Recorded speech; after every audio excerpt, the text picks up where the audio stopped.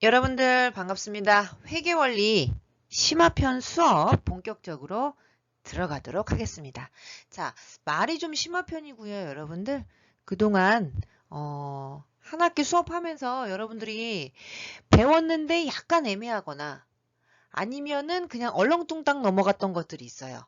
중요한 것들입니다. 그러나 실무에서도 종종 쓰이는 것들, 저랑 저번 학기 때 여러분들 부가가치세 심화편 수업 들으셨죠? 그죠? 제가 짧게 그런 것처럼 이번에는 회계원리 심화편이라고 해서 한 2개 정도로 해서 지금 찍어볼까 생각 중입니다.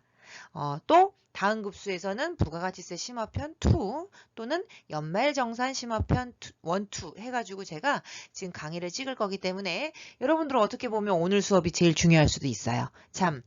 참고로 오늘 수업은 여러분들 전산 실기와 상관은 거의 없고요. 이론과 관련된 것들이고 오늘 제가 하는 수업을 모른다고 해서 자격증 따는 데는 솔직히 지장은 없어요. 그런데 우리가 또 인생을 공부하면서 어떻게 맨날 자격증 따는 공부만 합니까? 그죠? 오늘은 어떤 걸로 표현할 거냐면 제가 먹는 걸로 좀 표현을 할게요. 여러분 제가 1년 동안 처음이에요. 20년치 할 밥을 다 했어. 내가 집에서.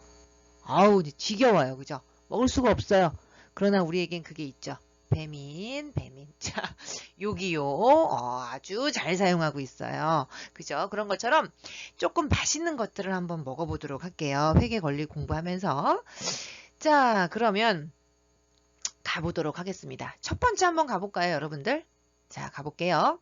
재무회계. 자, 재무회계는요, 우리 재무회계하고 관리회계 요 차이점이 있었어요. 기억나시죠? 재무회계는요, 모든 이해관계자. 여러분, 이 이해관계자가 약간 힘드신 분들은 정보 이용자라고 이해하시면 돼요.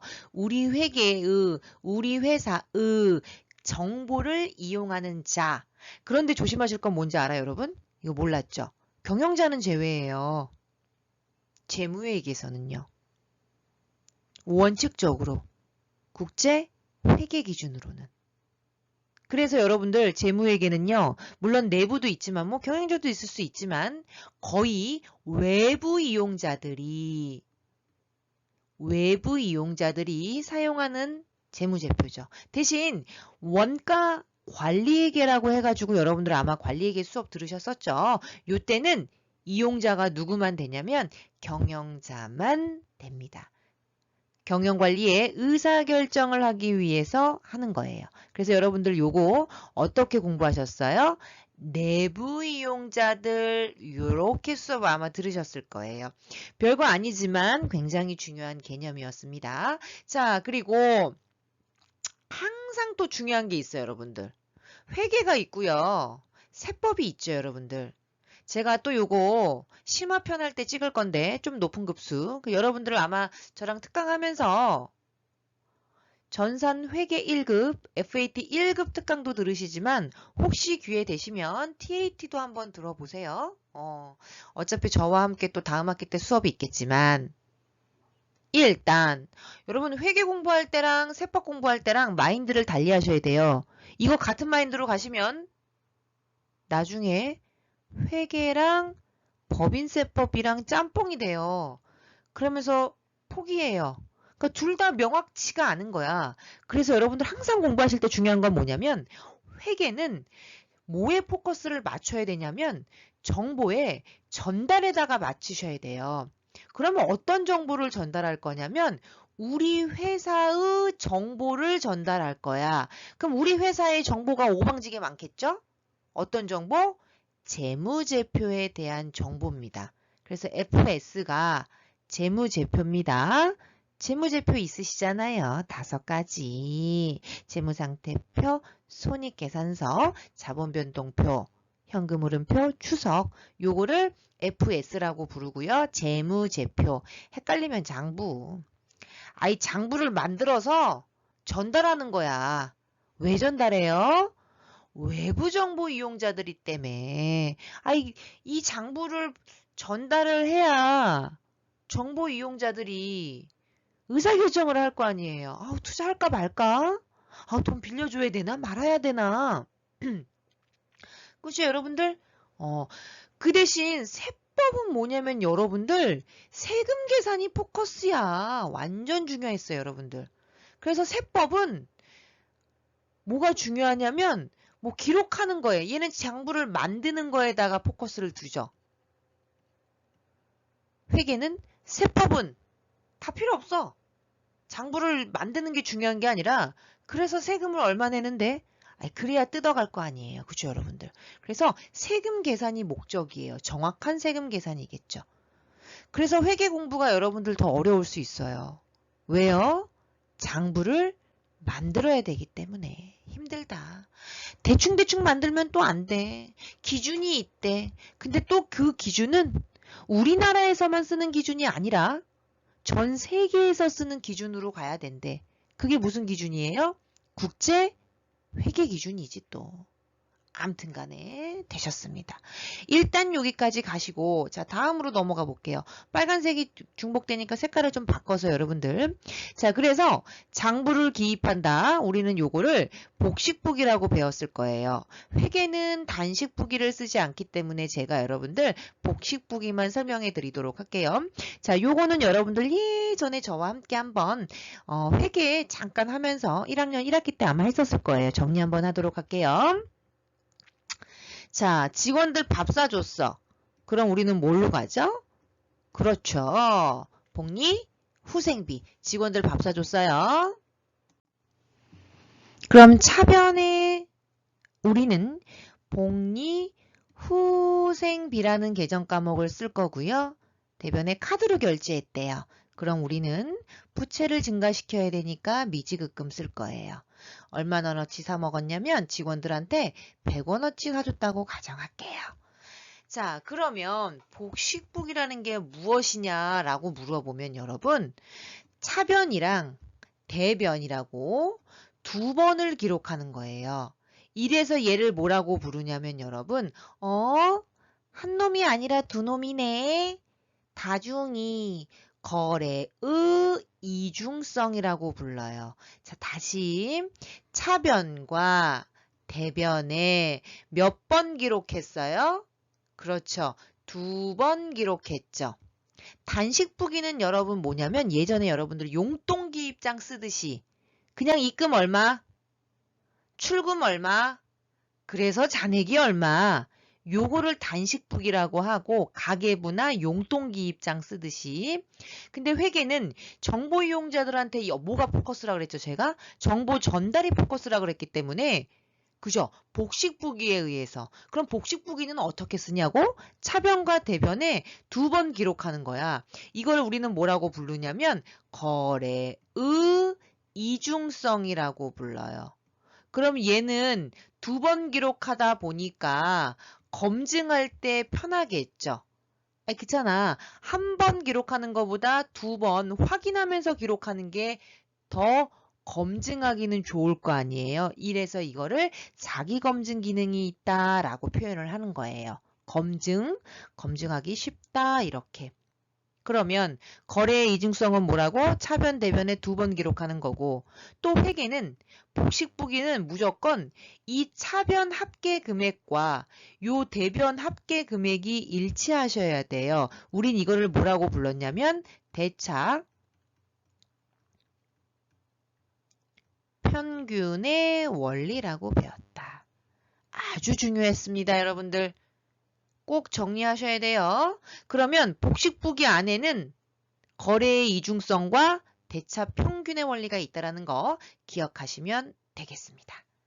자, 다음 거 넘어가 보도록 할게요. 자, 재무상태표와 뭐가 있어요? 손익계산서가 있어요, 여러분들. 한번 가볼게요. 좀 지울까요? 자, 가봅시다. 조금만 지울게요. 자, 여러분 재무상태표를요. BS라고 부르고요. 손익계산서를 IS 또는 PL이라고 불러요. 근데 제가 이거는 뭐 시험엔 나오지 않아요. 재무상태표, 손익계산서 이렇게 많이 쓰니까 대신 이제 실무에 가시면 IS라는 개념으로 더 많이 쓰입니다. 알아두시라고. 오늘은 그 자격증과 상관없지만 여러분들이 졸업하기 전에 꼭 알아야 될 개념들, 그 수업이니까 심화편. 자, 그래서 재무상태표는 또 여러분 중요한 게 뭔지 알아요? 이 재무상태표는요, 누적 개념이에요. 그래서 야, 너 재산이 얼마야? 여러분, 이 재산은요, 자산이랑 헷갈리시면 안 되는데 요것도 이제 질문했던 친구들이 있어요. 재산 안에 뭐가 있다는 뜻이냐면 자산이 이렇게 포함되어 있는 더 넓은 개념입니다. 재산은 눈에 안 보이는 것들도 포함되어 있는 포괄적인 개념이라는 거 이해하시면 되고요. 야, 너 재산이 얼마야? 누적으로 네가 가지고 있는 개념이고요. 손익계산서는요. 야, 너 1년에 얼마 벌었어? 이런 개념이에요. 1년에 얼마 벌었어? 그래서 여러분 이게 중요한 게 뭐냐면 여러분 손익계산서는요. 뭐를 알아내는 게 중요해요. 단기 순이익이라는 개념을 알아내는 게 중요하죠. 그죠? 그래서 중요한 게 뭐냐면 단기 순이익 이번 연도에 벌어놓은 거 얼마야? 라고 알려줘야 되기 때문에 무조건 1년치만 여기에 들어가야 돼요. 그래서 왜 기억나세요, 여러분들? 결산수정분기에 들어가셔서 왜 미리 받은 수익, 그죠? 미리 준 비용 이런 거 다 발라냈잖아, 우리가. 왜 발라냈어요? 단기에 발생한 것만 알려줘야 되기 때문에 그런 거야. 그러니까 올해가 아닌 내년에 발생하는 아이들은 다 발라가지고 어떻게 해야 돼요? 제거시켜줬단 말이에요.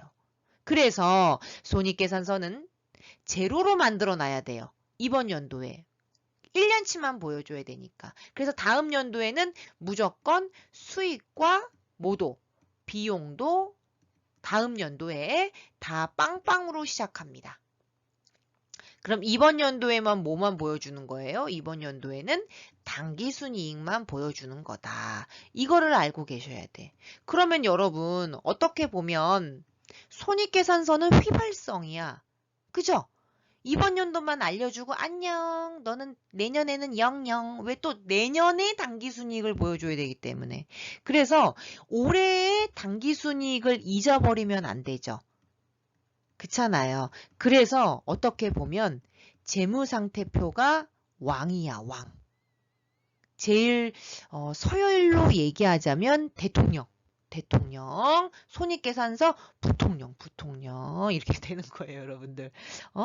왜냐면 잊어버리면 안 되니까 자본의 이익잉여금 안에 누구 있다?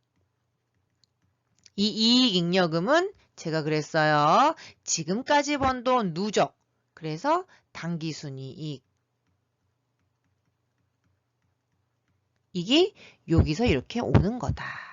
요 당기순이익을 이제 휘발성이니까 내년에는 제로로 넘어가야 되니까 재무상태표에 당기순이익에다가 알려주고 안녕. 나는 이제 제로로 만들어집니다. 완전 중요했어요, 여러분들. 요거는 나중에 면접 볼 때도 물어봐요. 누적된 거를 보여주는 건 재무상태표, 손익계산서는 다음 연도에 제로로 간다. 왜 제로로 간다? 단기분에 대해서를 알려줘야 되니까. 완전 중요했습니다. 꼭 기억하시고요. 자, 여러분 아까 제가 또 말씀드렸듯이 회계하고 세법이 이렇게 있는데 어떤 걸 좀 어려워하시냐면 세법보다는 회계가 더 어렵다고 해요. 교수님 저는 회계가 쉬운데요. 그러면은 다행인 거네. 그죠? 회계는요, 왜 어렵냐면, 자, 이 부분 할게요. 이미 정해놓은 것, 이거를 회계 기준이라고 하고, 요거를 공부하는 것이기 때문에 힘들어요.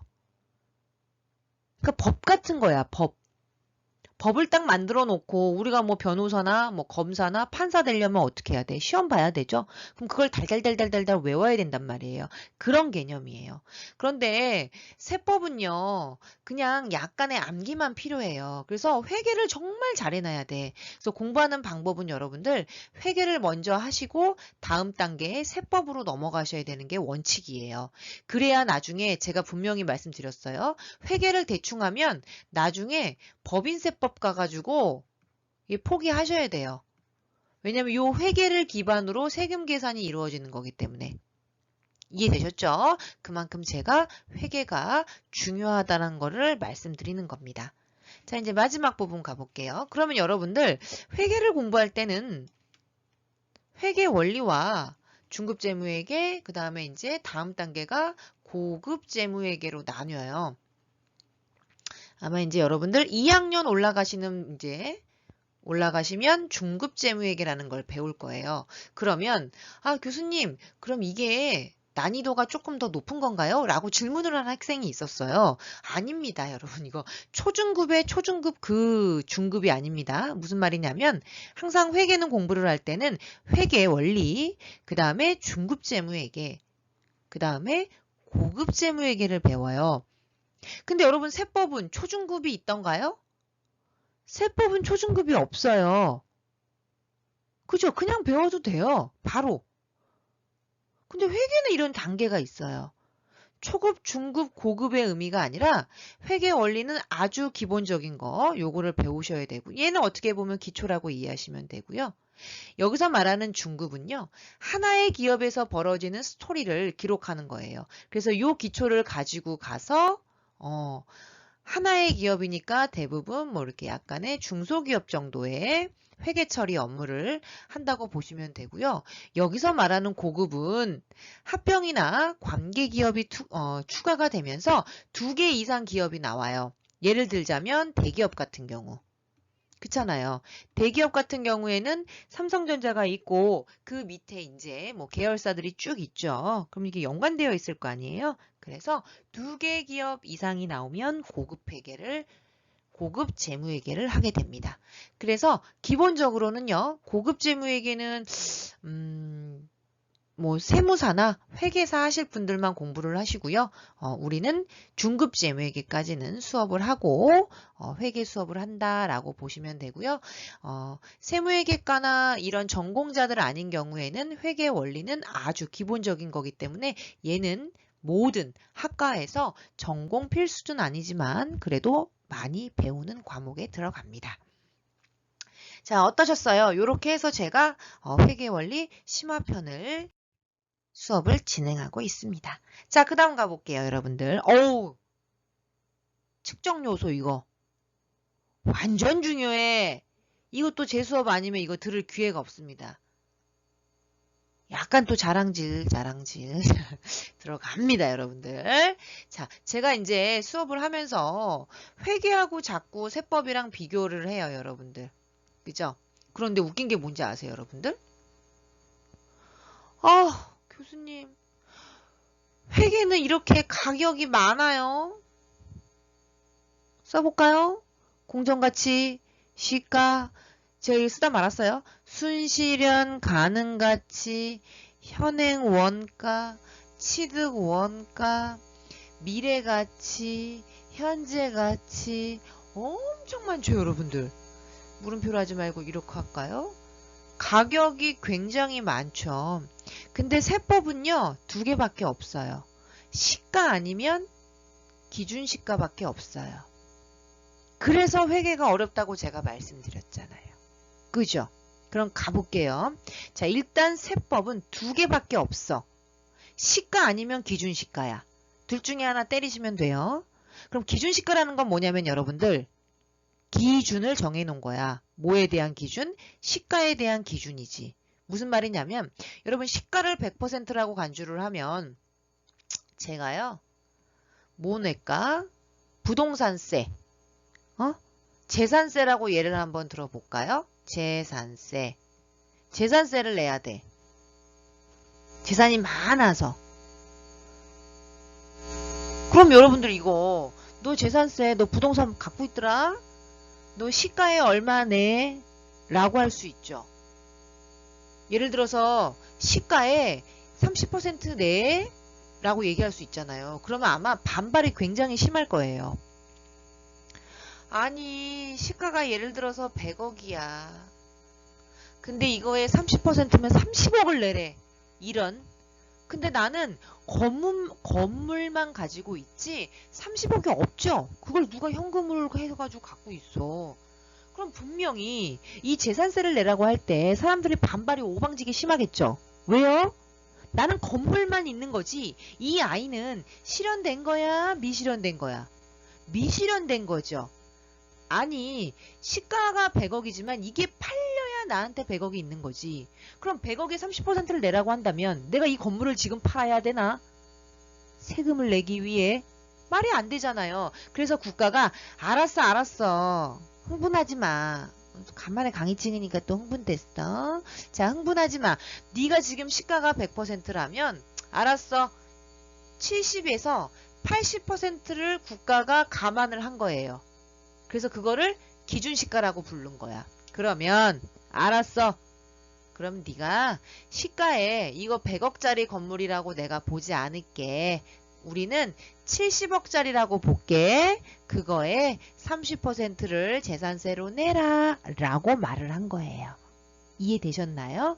그래서 대부분 다 그런 건 아니지만 여러분들 공부도 센스가 있어야 돼. 그래야지 공부할 때 여러분들 고통스럽지가 않아요. 그죠? 아시잖아요. 이걸 다 어떻게 외워. 그래서 팁을 드립니다. 그래서 여러분들이 내 수업을 듣는 거잖아. 그죠? 실현된 거는 시가로 때릴 수가 있죠. 아이 그렇잖아. 양도소득세 예를 들자면 양도소득세는 여러분들 지금 팔렸죠. 팔렸으니까 내가 그 10억, 100억을 지금 갖고 있을 거 아니야. 예를 들어서 100억에 팔았다 그러면. 그래서 얘는 시가로 때리겠죠. 실현이 됐으니까. 그런데 보유세라고 그래서 뭐 종합부동산세, 그죠? 뭐 재산세 이런 것들은 실현이 됐어? 실현이 안 됐어? 실현이 안 됐지. 단지 보유하고 있는데 내라고 했으니까 요런 경우 미실현된 경우에는 기준시가로 때립니다. 끝. 괜찮죠? 오케이 바리. 이렇게 약간 잡고 가면 공부하시는데 아마 도움이 좀 되실 거예요. 자, 제가 하고 싶은 얘기는요. 세법에 대해서 지금 얘기하려는 게 아니라 회계에 대해서 내려고 하는 거예요. 근데 여러분 보세요. 이거 봐. 아니 회계는 오방지게 가격도 되게 많아. 자, 그림 그릴게요. 공정가치 안에 누구 있다? 시가 있고 순실현, 현행가치, 취득가액, 미래가치 다 있는 거야. 여기서 대빵은 누구야? 공정가치. 끝. 결론은 교수님 왜 회계는 가격이 많은가요? 그냥 세법처럼 시가, 기준시가 아니 요렇게만 때리시면 되지 왜 이렇게 많아요? 아까 말씀드렸잖아요. 오늘 수업에서 가장 중요한 건 여러분들 뭔지 아세요? 아까도 얘기했어. 뭐가 목적이야 회계는? 절대 까먹으시면 안 돼요. 정보 전달이 목적이야. 그러면 여러분 우리 회사에 대한 정보를 전달하고 싶어. 그럼 여러분들이 나갈 때 남자친구를 만나든가 누구 사람들을 만나? 그럼 어떻게 하고 가요? 예뻐 보이고 싶죠. 그래서 우리는 화장을 하잖아. 뭐 눈썹이라도 그리고 가고 그죠? 그 이유는 뭐예요? 우리 회사가 예뻐 보여야 돼. 예뻐. 아름답게 보여지는 게 우리 회사가 멋들어지겠죠. 그래서 회계는요. 그래 알았어. 회사야. 니네 회사가 측정을 할 때 측정이 뭐냐면 회계에서 돈으로 기록하는 걸 측정이라고 불러요. 자산부채 자본을 측정할 일이 생기면 시가, 기준시가 이렇게 정해놓지 말고 니네 회사가 유리한 방법으로 합리적이라고 생각하는 거 아무거나 갖다 써. 이뻐 보여야 되니까. 아이 그렇잖아요. 우리가 이뻐 보이려면 눈썹만 그리고 갈 수는 없잖아. 그죠? 여기 분도 좀 칠하고 립그로스, 립스틱도 바르고 볼터치도 하고 요렇게 유리한 방법으로 다양한 방법을 제시해 준 거예요. 이 중에서 어떡하라고? 여러분들이 기업들이 유리한 방법으로 하나 써라. 그래서 대빵은 누구다? 공정가치다. 그럼 공정가치하고 시가의 차이점 궁금하시죠 여러분들? 잘 들었어. 이런 수업을 들어야 되는 거야 여러분들. 그죠? 궁금하시죠? 간만에 또 오버했더니 그죠? 좀 릴렉스를 하고 오도록 할게요 여러분들. 자, 따순 물, 찬물 먹으면 안 좋대요 여러분들. 빨리 물을 받아 갖고 와. 커피 끓여 갖고 올게요 여러분들. 저도 너무 흥분했어 지금. 잠깐 쉬었다가 저와 함께 본격적으로 들어가 보도록 할게요.